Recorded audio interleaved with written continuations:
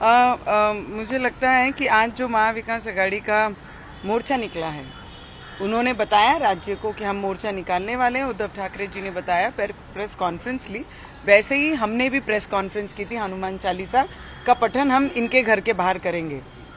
तो सिर्फ अनाउंस करने पे हमें घर से नहीं निकलने दिया गया।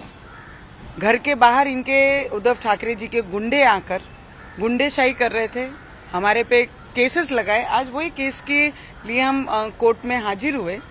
तो मुझे बताइए, वो गुंडेशाही की सरकार थी कि ये थी संविधान को बचाने वाली सरकार? वो आज जो सरकार में बैठी है महाराष्ट्र में, देवेंद्र जी और शिंदे, एकनाथ शिंदे जी, इनकी सरकार में लोकतंत्र जिंदा है। उन्होंने ये साबित होने दिया।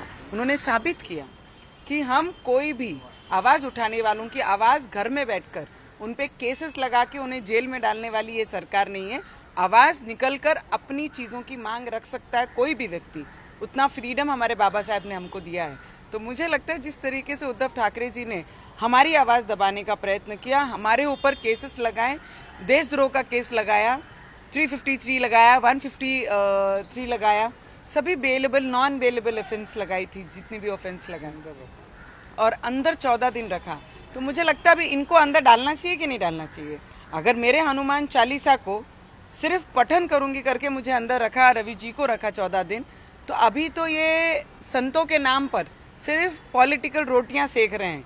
ये संतों पे, भगवान पे विश्वास रखने वाले उद्धव ठाकरे जी नहीं है। अगर संतों पे और भगवान पे विश्वास होता तो हनुमान चालीसा पे 14 दिन हमें जेल में नहीं डाला गया होता। आपको क्या लगता है कि वो तो 5-10 किलोमीटर का रैली लेकर जा रहे हैं, आपने सिर्फ स्टेटमेंट दिया था, कहे भी नहीं थे, तो उस वक्त बदले की कार्रवाई थी? और इस वक्त मैंने स्पष्ट कहा है कि उद्धव ठाकरे जी की जो सरकार थी वो गुंडेशाही सरकार थी। आवाज दबाना और लोगों के घर गिराना, और हमारे जैसे लोकतंत्र में जहाँ पे बाबा साहब अम्बेडकर जी ने ये कहा है कि अपनी आवाज की, अपने विचार को बाहर रखने का अधिकार ये संविधान ने हमें दिया है, और वो सब खत्म करने का काम उद्धव ठाकरे जी ने 2.5 सालों में किया। पर ये सरकार संविधान को मानने वाली, संतों के विचारों पे चलने वाली, छत्रपति शिवाजी महाराज की जैसी ऊर्जा निर्माण करने वाली सरकार है। और देवेंद्र जी हमारे गृह मंत्री हैं। तो अपने पद का, अपने पोस्ट का, अपने खाते का दुरुपयोग ना करते हुए अपनी आवाज को उठाने देना, उनकी आवाज को उठाने देने का मौका उनको दिया है। तो मुझे लगता है जो उन्होंने किया उस तरीके की ये सरकार कभी भी पैर नहीं उठाएगी। उनकी आवाज वो उठाएंगे और लोकतंत्र में ये होना चाहिए। बिलावल भुट्टो ने पीएम मोदी को लेकर जो बयान दिया था, उसको लेकर पूरे देश में पाकिस्तान के खिलाफ, बिलावल भुट्टो के खिलाफ प्रदर्शन हो रहा है। जिस तरह की आपत्तिजनक शब्दों का इस्तेमाल किया मोदी के खिलाफ,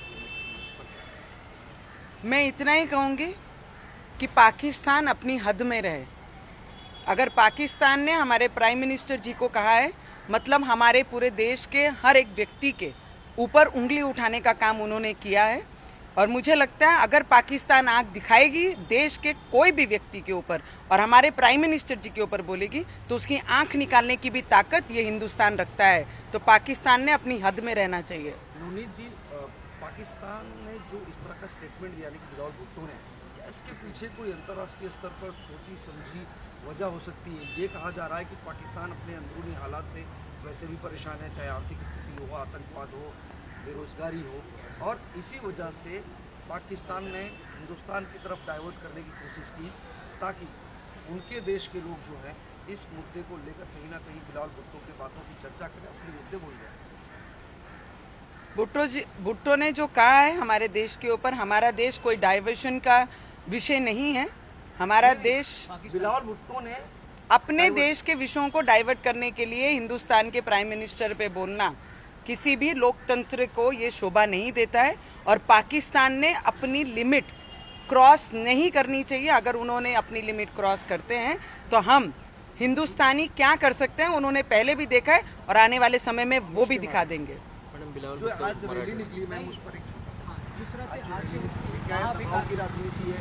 इसके पहले लगातार 15-20 दिन से लोग कह रहे थे महारैली निकलेगी, आज रैली निकली है। मुझे नहीं लगता है 3 पार्टियां मिला के 2-3 हज़ार लोग जहां रहेंगे तो ये महाविकास आघाड़ी की नहीं है, ये नाटक कंपनी की, उद्धव ठाकरे जी की ये नाटक कंपनी चल रही है, तो मुझे नहीं लगता है। महाराष्ट्र के लोगों को विकास चाहिए। ये नाटक की राजनीति अभी बंद होनी चाहिए। मुझे लगता है संतों का विचार पॉलिटिकल के लिए नहीं, कामों के लिए होना चाहिए। कामों के प्रश्न के लिए रोड पे निकलना चाहिए। लोगों के बेरोजगारों के मुद्दे पे रोड पे निकलना चाहिए। युवाओं को उनका भविष्य के लिए रोड पे निकलना चाहिए। विकास किस तरीके से महाराष्ट्र में होना चाहिए उसके लिए रोड पे निकलना चाहिए। खुद की पॉलिटिकल रोटियां सेकने के लिए उद्धव ठाकरे ने अपनी नाटक कंपनी बंद करना चाहिए। नमस्कार, मैं हूं मानक गुप्ता। अगर आपको हमारा ये वीडियो पसंद आया हो तो इसे लाइक और शेयर जरूर करें, और हां, हमें सब्सक्राइब और फॉलो करना ना भूलें ताकि आप देश और दुनिया की कोई खबर मिस ना करें। तो जुड़े रहिए हमारे साथ और देखते रहिए News 24।